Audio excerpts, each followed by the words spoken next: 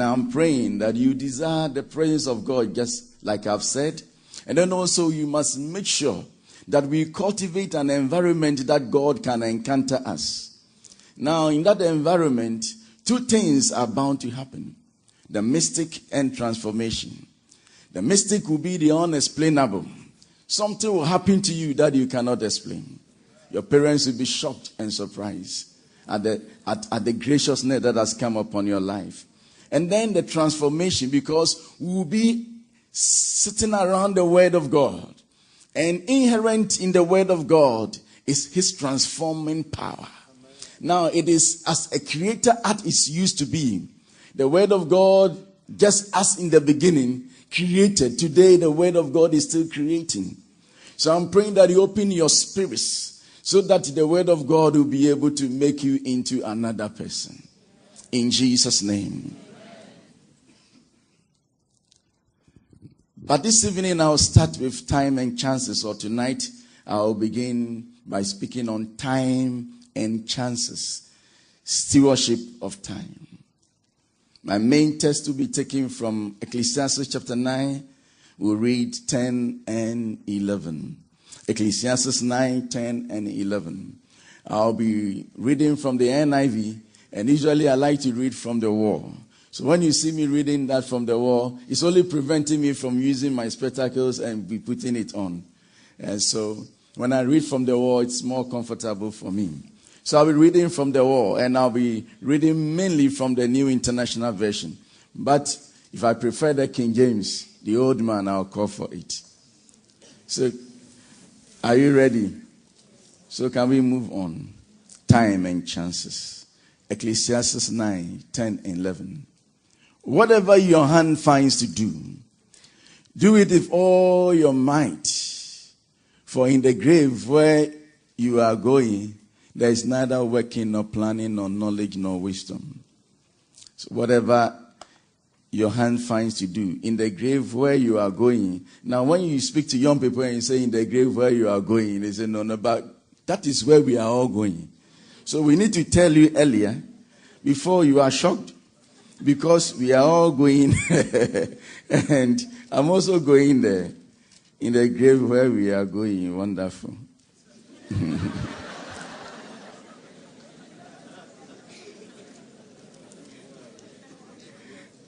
I hadn't taken notice of that where we are going. It has touched me. That's why I'm saying wonderful. Okay. So where we are going, verse 10. I have seen something else under the sun. The race is not for the swift, or the battle to the strong, nor does food come to the wise. You see, what a wise person has is the ability to at least eat.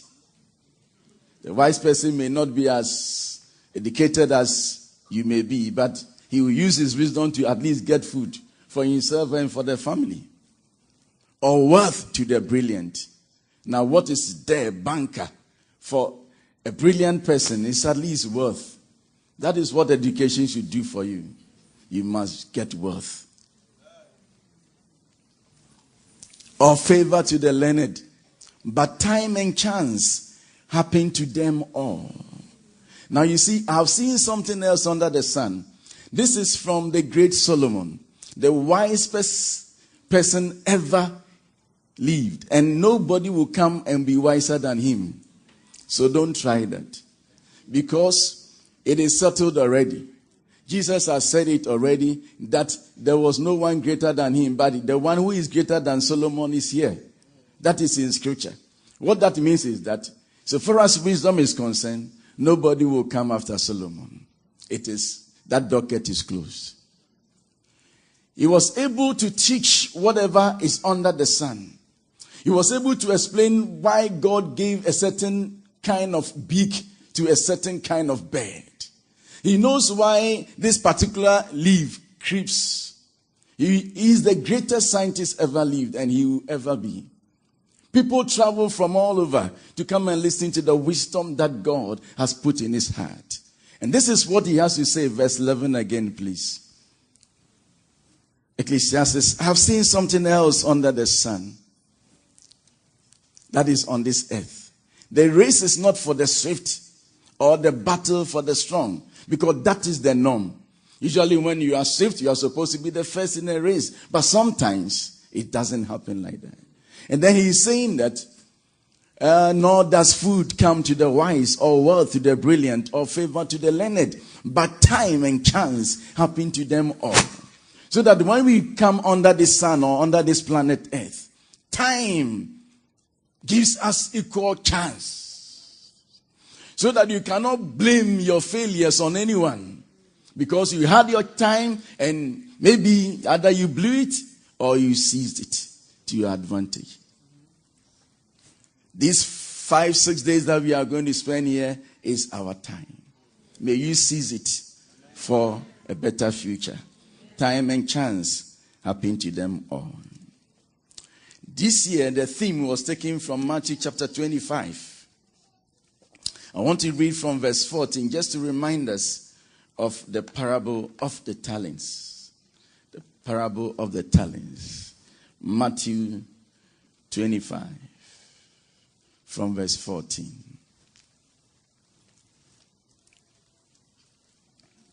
Again, it will be like a man going on a journey who called his servants and entrusted his property to them. To one, he gave 5 talents of money.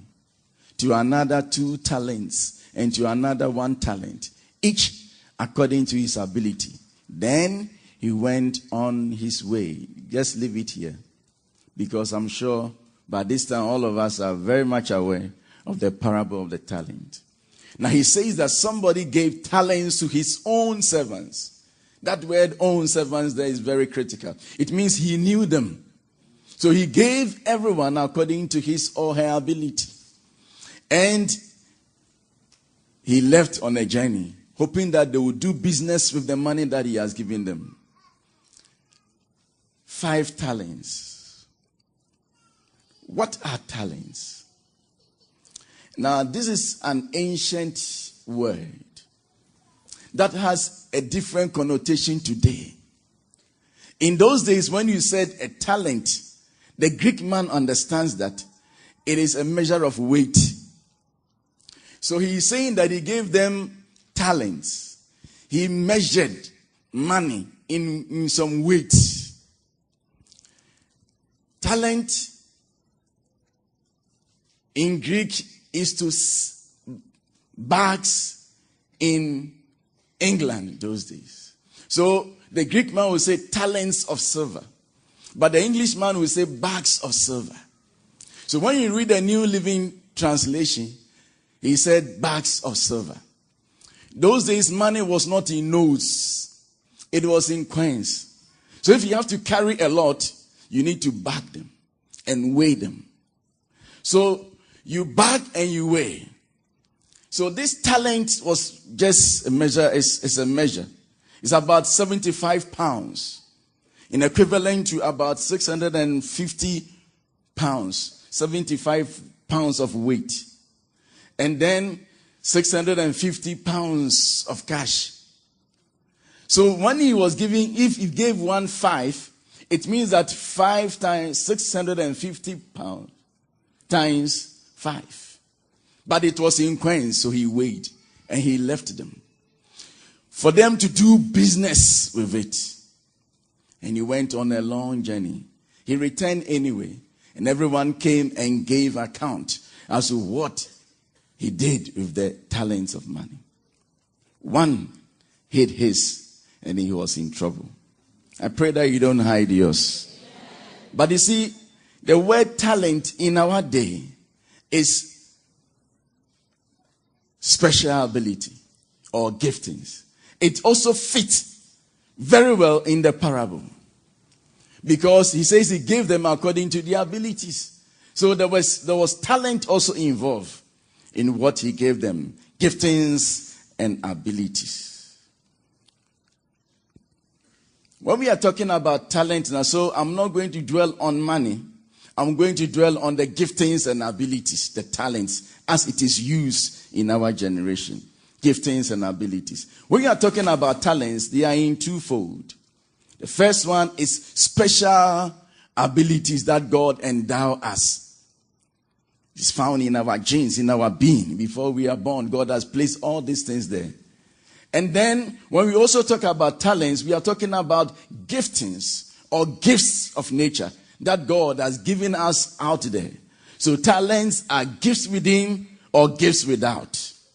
What did I say? Talents are what? Gifts within or gifts without. Now, all these are talents. When we are talking about the gifts within, the ability to play soccer, the ability to play basketball, the ability to speak and speak well, all this ability to communicate and communicate well, all these things are abilities that God has put within the humankind. But we also need light, we need air, we need time to put these things together. So talents are gifts within and gifts without. Are we together? What are the purpose of these talents? Number one, they are supposed to help us manage God's earth. When God created mankind, he said that be fruitful and multiply and control the earth. Make the earth a better place. Now, when he said be fruitful and multiply and control, he never gave them machete or cutlass. He didn't give them pens and papers. But what they will use to control was already there in place. It was within them and outside them. If you put what is within you plus what is outside that God has placed in his world together, you'll be able to manage the world. So when God said it, he has provided for us the ability to control the earth already. Is that right? Yeah, fine. Number two, these giftings that we have is supposed to help us to advance God's kingdom. Advance God's kingdom. Now, whilst the latter is for Christians, the former is for all humankind. So the first one, controlling God's earth, is for all of us. But when we are born again, there are special giftings and abilities that God also gives us for the advancement of his kingdom. We will look at that later. One of the resources that God has given us, of which I want to talk about tonight, is time. It is a gifting without time. What is, in the parable, I've said that what they all had in common was time. Matthew 25, verse 19. Matthew 25, 19.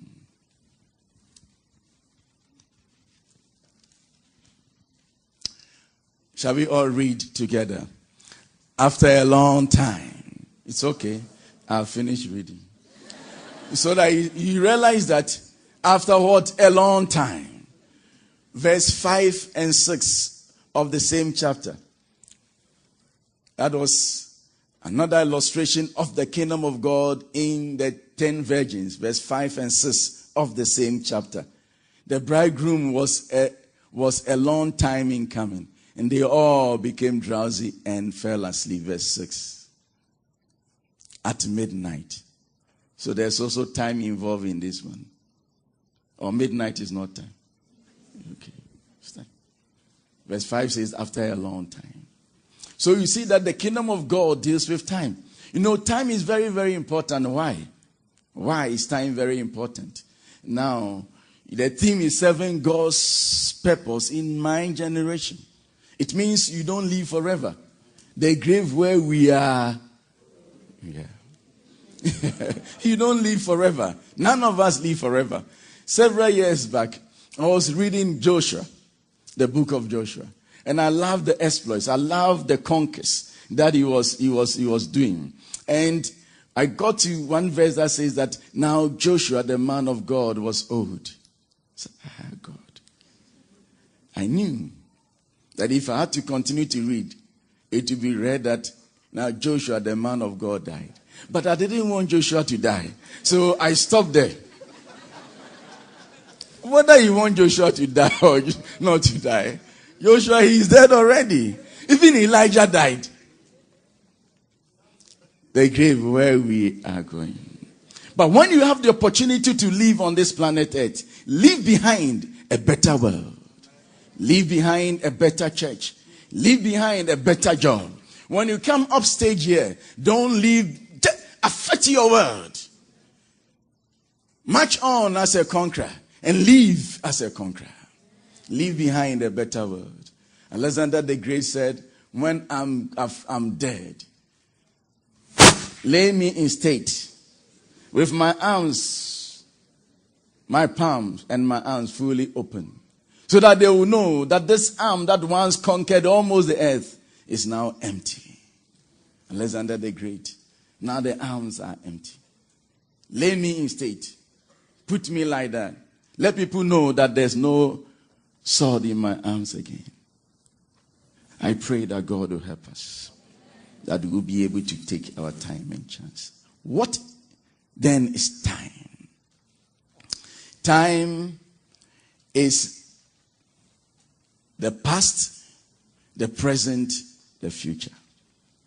That is how time is defined. It is so complex that the dictionaries satisfy themselves by defining time as the past, the present, and future. The only person that lives in the past, lives in the now, and will ever be is God. Unless you are God, you cannot live in eternity. And where God lives, there is no sun. And if there were sun there, God would have been a very, very old man. By this time, he would have been dead. But where he dwells in eternity, eternity does not need air, does not need sun, doesn't need anything to survive. That is why God lives in a state. When we move into eternity, we shall also be in that state. And we shall become like him. Hallelujah. Are we together? So time is the past, the present, and future. When Jesus said, I am he that lived, who is, and who is to come, he's saying that I am the eternity. That is all that he was trying to say.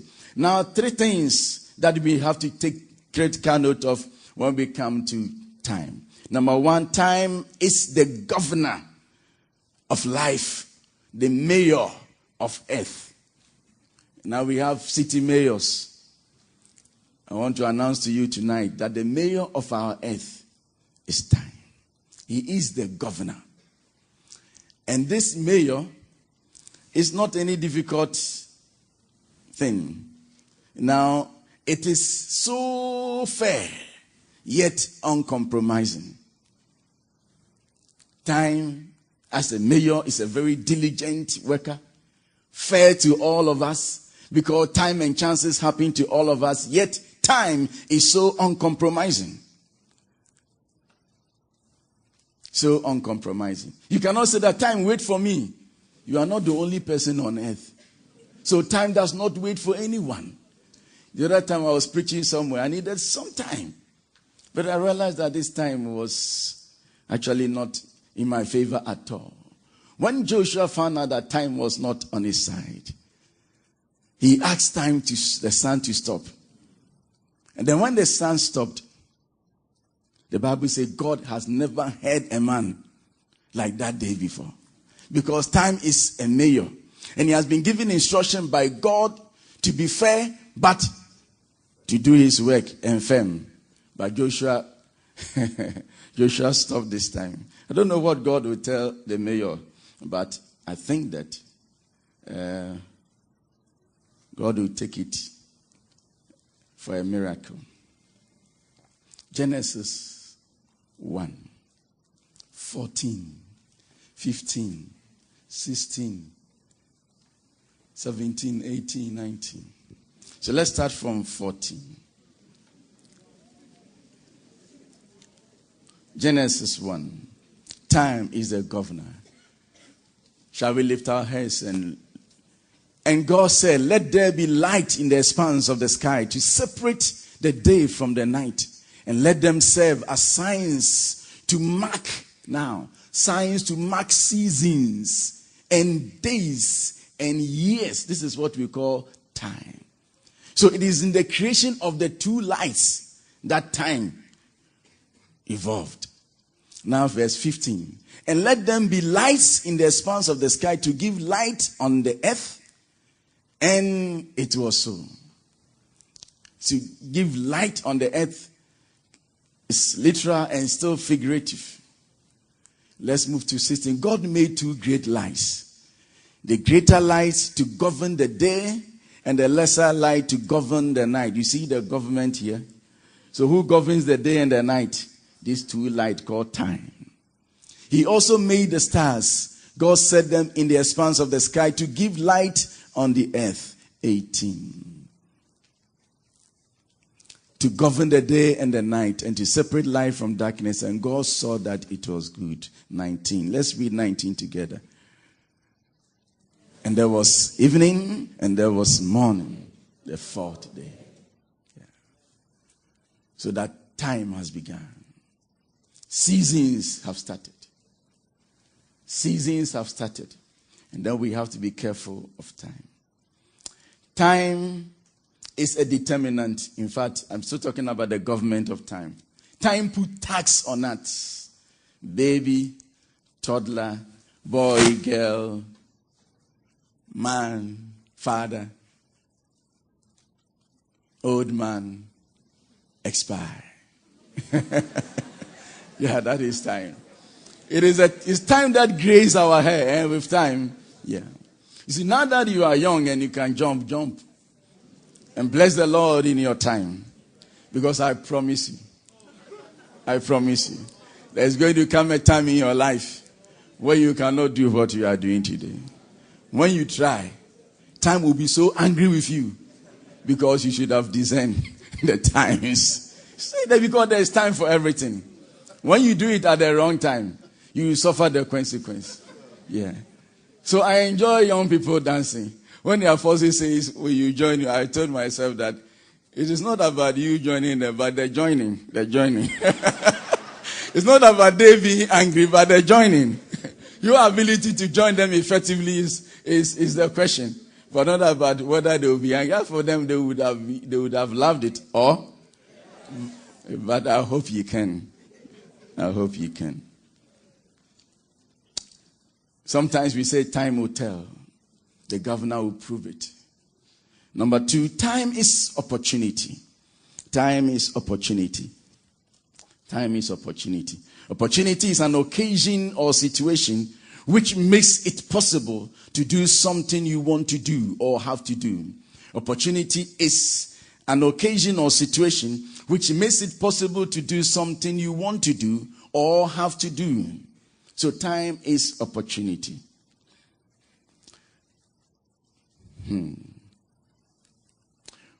Galatians 6 verse 10 from the NIV. Galatians 6:10 have this to say. And no, I'm sure this guy lies and there was evening and there was night. Now let's move on because time is not on our side. Galatians 6:10.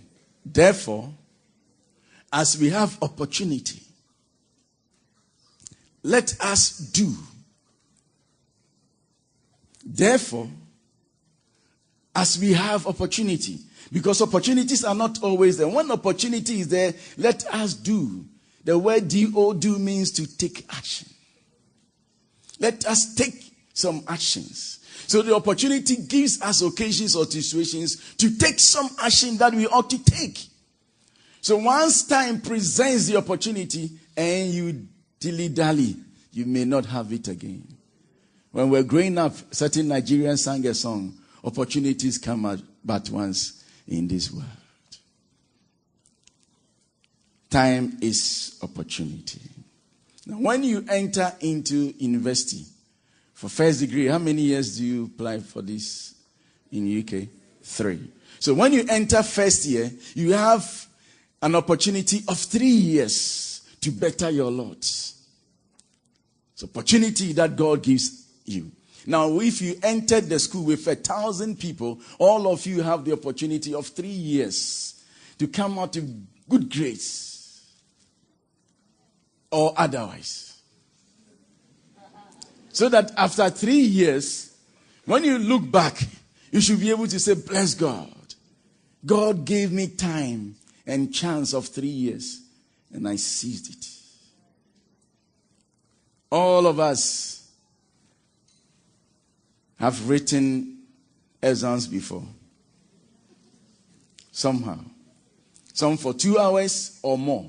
Others for 1 hour. Others for 30 minutes. But you see, when the invigilator comes into the hall or the room, you see that his face is very, very smiling and be waving people. Then maybe let's say 2 hours paper. And say, start work. He will still be smiling and say, good luck, good luck, good luck. Then he said, 1 hour gone. 30 minutes more. Then you see that his face begins to change. The man is not smiling as he used to.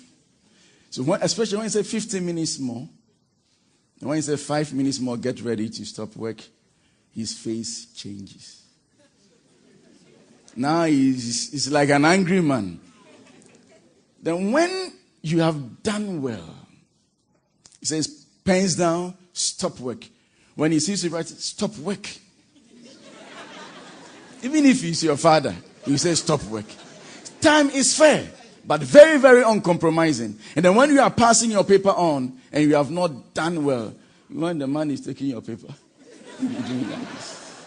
But when you have taken the opportunity, you hand over the paper confidently. Time and chances. So that time is opportunity. I don't want you to go to school and begin marrying there. Some of you are just 18, you enter university, and then you are attached already because you are afraid of the future, that you will not have any husband. You don't believe your face. Huh? Huh?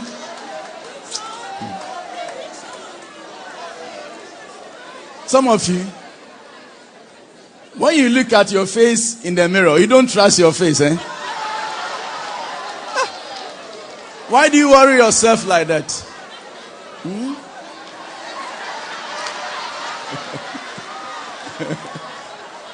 Look at your faces.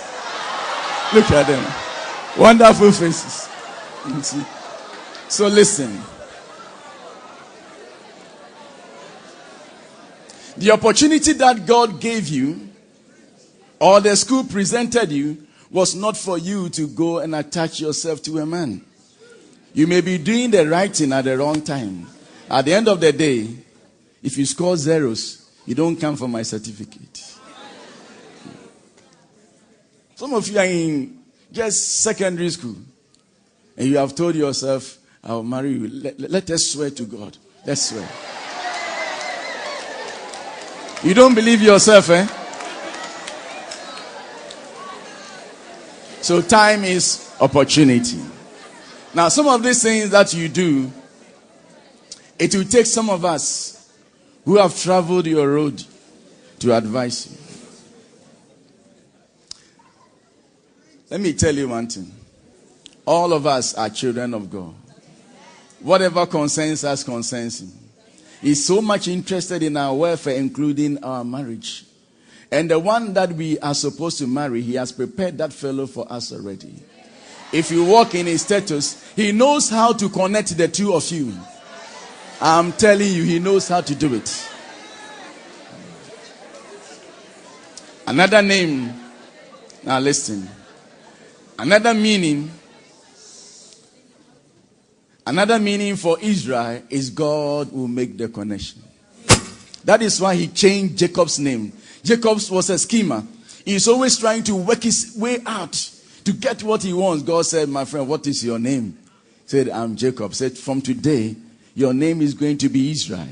That is to say, relax. Stop scheming. I will make the connection. You relax. You serve God and relax. The beautiful ones. Oh, they are not yet born. All of us who are here, we are not beautiful. The ones who are beautiful are yet to be born.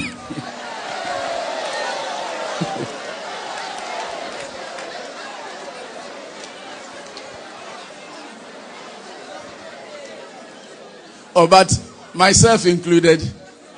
And so why are you angry? All of us, we are ugly.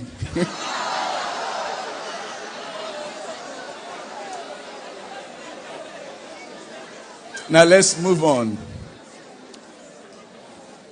The third fact about time is that time is a present as in gift. Time is a present as in gift.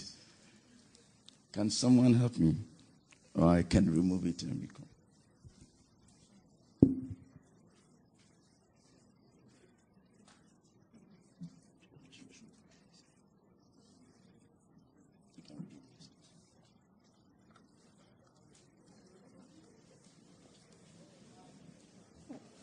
At least I can be free now. All these things hanging around me. So, time is a present as in gift. Psalm 118 verse 24. Psalm 118 verse 24. The Bible says that this is the day the Lord has made. Let us rejoice and be glad in it. So every day is a present from God. This is the day the Lord, that word Lord in capital means Jehovah, or the I am has made. If the word Lord is used in this sense, it means that the personal God, your personal God, who is interested in your affairs, is giving you a gift of a day to better your lot. So anytime that you wake up and you see the sun, remember that it's a gift of God for your life. Time is a present, as in gift. You have to be able to use it very well. Now, time and chance happen to all of us. Moses said in Psalm 90 verse 12 that, teach me to number my days aright, that I may gain a heart of wisdom. Then he went on to say that our lifespan is about 70, 80 years when we have the strength. What that means is that when you are strong, you'll be able to go beyond this average lifespan that he's talking about. He's thinking that the ideal lifespan should be 70, 80. But when you have strength, you can still go beyond 70, 80 years. So I'm praying that God will grant us that grace and strength for us to go beyond that. Beyond that. Now, that means that there is no one that lives forever. All of us live in time. Now, the Bible, what is a generation? What is a generation? Now, if you look at what Moses said, that we live 70, 80 years, and then if beyond, you can go to 90 plus. Let's say we live to be 90 years. You would have been living in 3 generations. 3 generations, 30, 30, 30. And for the purpose of this talk, I will define generation as this: the entire body of individuals born and living together at the same time. Entire body of individuals born and living together at the same time, with one complete life cycle, with same attitude, same ideas, same social beliefs, same social problems and challenges. This is a generation. I'm using this definition for the purpose of this meeting and this topic. Now, that is a body of individuals born around the same time, with one complete life cycle, with same attitude, same ideas, same social beliefs, same social problems and challenges. Now, which this one is about 23 to 30 years. So let's take the maximum. Then we are saying that a generation is a period of about 30 years. So if I live for 90 years, I would have been living in how many generations? 3 generations. So a generation is practically about 15 years in front of me and 15 years behind me. Now, how many years, Crown? Let's say that I'm 50. So that 15 years before it will be how many years? 35. 15. 50 minus 15 is what? 35. 35. 50 years. Or you are still doing the calculation? Okay, let me wait for you. When you finish, lift up your hand. Then I'll continue. 35 years. 50. Plus 15 is what? 65 years. So if I'm 50, my generation of people are those 65 years up to 35 years. These are my generation of people. These are the people that you meet in schools, you meet at workplaces. Some of them, by the time you get there, they'll be moving out, retiring. Others too, by the time you are retiring, they'll be coming in. But you realize that these are groups of people who speak the same language, have the same perspective of life, have the same standards they think is good. This is a generation, but it passes away. A whole generation can go, a new generation can come. So when you are living for 90 years, you would have been living in 3 separate generations. Now, the first generation is like this. It's a period of the primary years of a man's life. It is the years of learning. Years where you can say, I'm educating myself, going to school, secondary school, and all that tertiary. These are the primary years of learning. In fact, you can learn beyond 30 years, but you do that with a lot of difficulty. When I was doing my master's, I was around 45 years or 42. 42 or something. And then in the class, I was the youngest. You can imagine. That particular class. And then,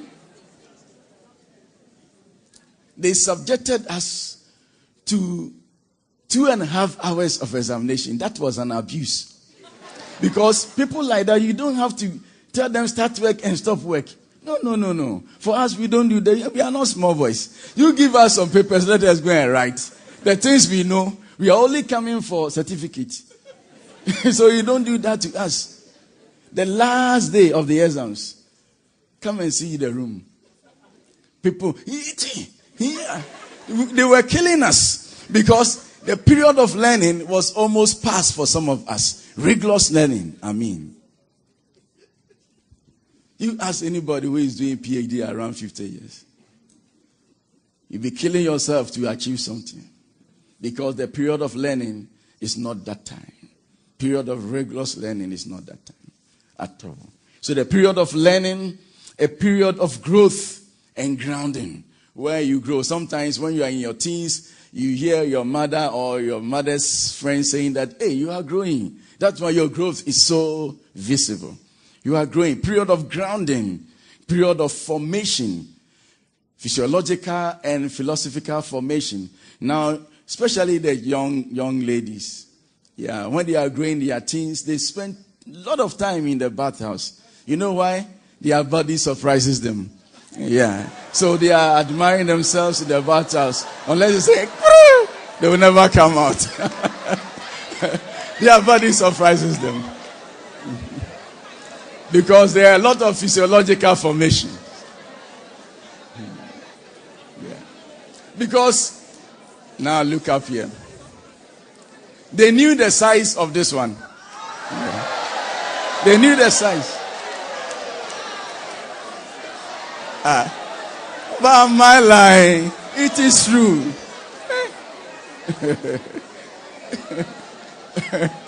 And sometimes when they go to the bathhouse, you know why they keep that long? They'll be singing songs like this. Inti mi pa mini.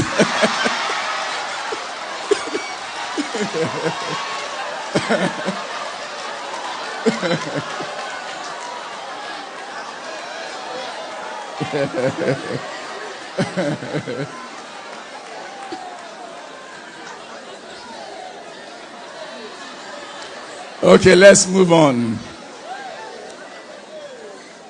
So it's period of formation, physiological formation. Now you have to be careful to grow. Because around that time, if you fall into pregnancy, you disturb the natural process. And you may lose some beauty because you didn't wait for that physiological process to have its natural course.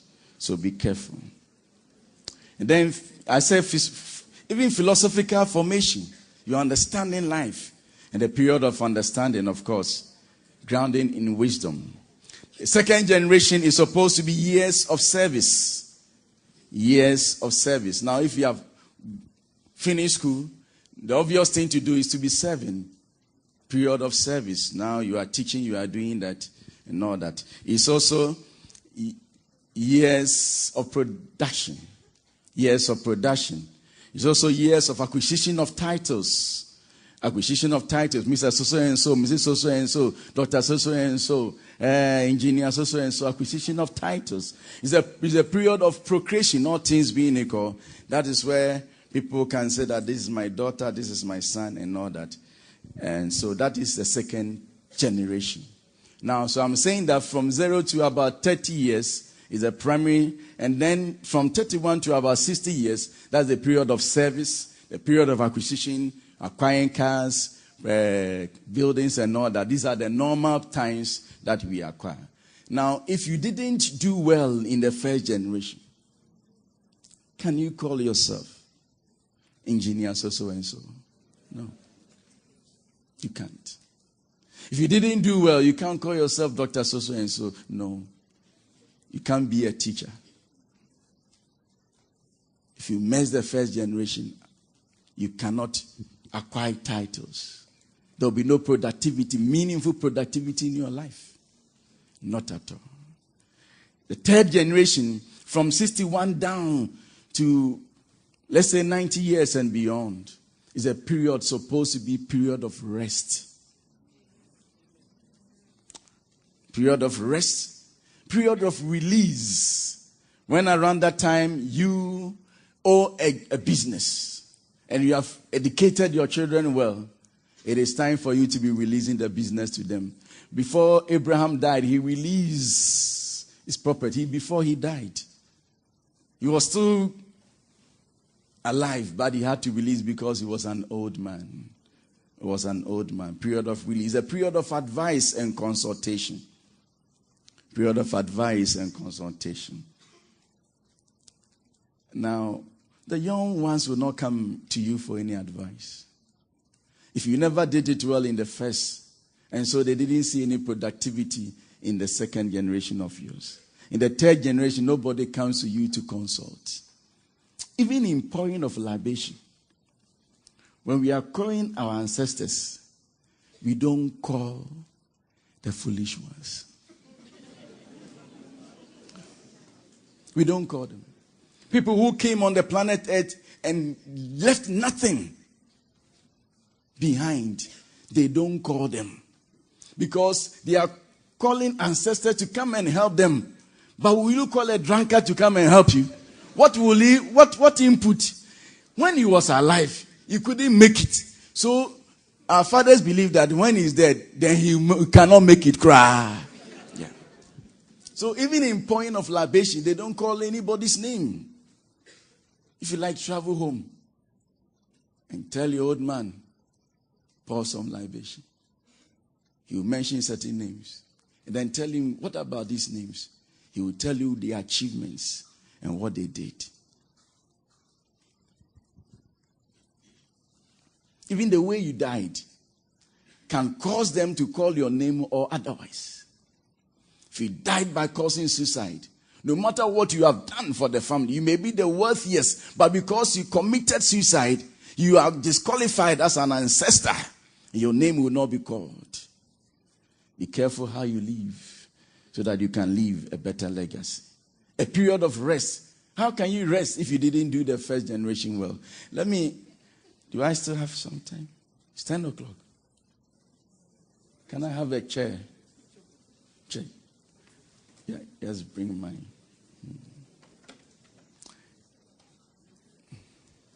I started. Thank you very much. Okay. Now, around 60, 65, 67, when God grants you the grace to live, you should be able to come out from your house in the morning and sit in your lazy chair.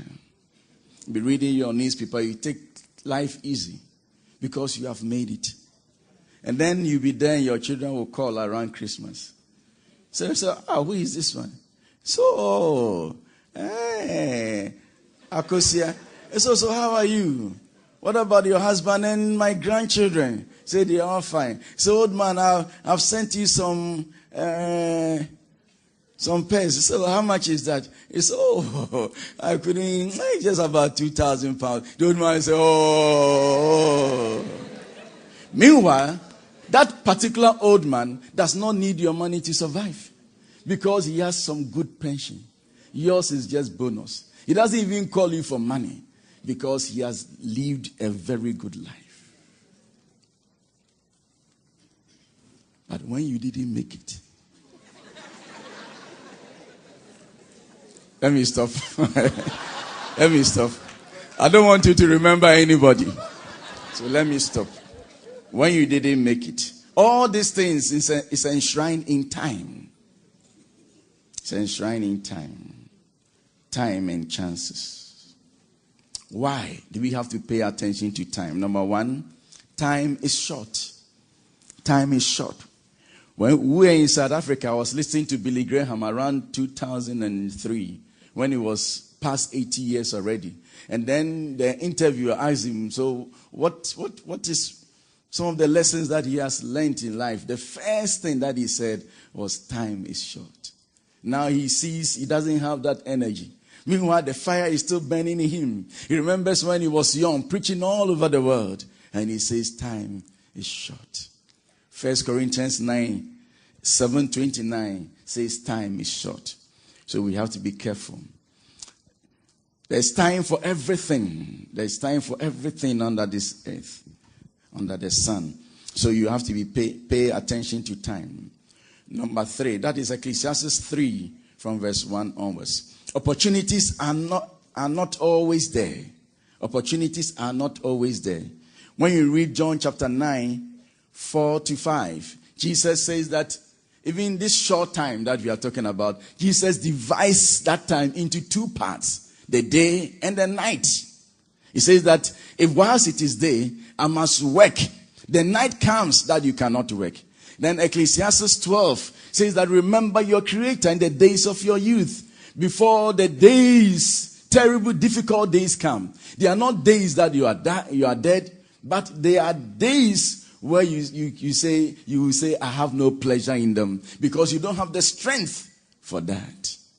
You don't have the strength for that. He says when the strong man in the body will be bowing. The strong man in the body is the bone that keeps us erect. But when the strong man, at age 70 thereabout, the strong man is weak. So the strong man will need sometimes a support.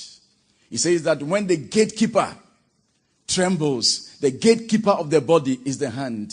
When somebody throws anything, it's the hand that you use to guard yourself. But there comes a time you lift your hand and your hand will be trembling like this. You are not sick. It will be normal. To be very, very normal when your hands begin to do that. I pray that it doesn't happen to you. Hey, you don't want your hand to shake. But I pray that doesn't happen to you. Amen. So that is the gate man. That is the gate man. So then he says opportunities are not always there. The 4th reason why we must be careful of time and chances and then serve God in our generation is that opportunities seized will be the basis of your reward. Here on earth or heaven where we are going. The opportunity that you seize will be the basis of your reward. In the parable in Matthew 25 verse 21 says that, well done, thou good and faithful servant. Because he was being rewarded for the opportunity he seized after a long time. When the master came, he commended him. Now be careful of delays. Be careful of delays. In Genesis 43 verse 10, Genesis 43 verse 10, Judah made this statement to Jacob. He says that if we had not delayed, we would have gone and come back 2 times. Let us go to Egypt. He said, no, I'm afraid because of my son. Let us go, I'm afraid. Now when the old man realized that he was hungry and he was going to die, he said, now let's go. Then Judah said, if you had permitted us, we would have gone and come back twice. As it is, if we had not delayed, we could have gone and returned twice. So be careful of delay. Delay is a period when an action is awaited. To delay is to slow the growth and development of something. If you delay something, you do not do it immediately or at the planned or expected time, but you leave it until later. Be careful of delay. It is the number one enemy of time. Delay. Now, delay and the damages they cause. Delay and the damages they cause.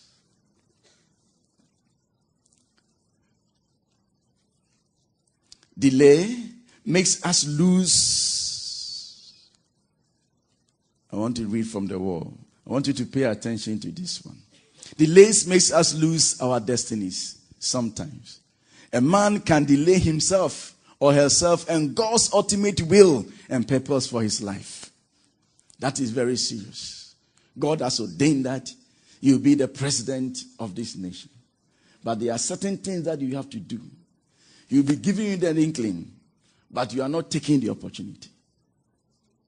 Making you, just quickening you. Do it, but you are not taking it. So that what is supposed to be yours, you can lose it. Delays makes us lose life's golden opportunity. Delays can make us lose that.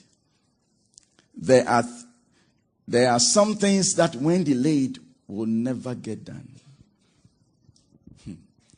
When you are young and you are growing and you are at the time that you can marry and people come proposing to you, if you set very, very high standard for yourself, you say no. Now you get to an age where they don't come and you lose life's opportunity and it can be irrecoverable. Delays makes us lose things irrecoverably. That is what delay can do. I'm not saying that when anybody shows his face, say yes. But I also want you to be careful of no, and standards. Allow God to lead you. Marry at the right time, because sometimes you may not have it because you have delayed it for far too long. Can I conclude by saying this? Let us have the consciousness of time. Let us pray for opportunities. Let us seize opportunities as they come our way. I'm praying that we'll be able to serve God's purpose in our generation. But I've tried to say that time is not always there. And that God just presents us with opportunities in time. And our ability to save it in the generations in which we live will be the basis of our reward. Whether God will use us or you be effective on this planet Earth. God bless you.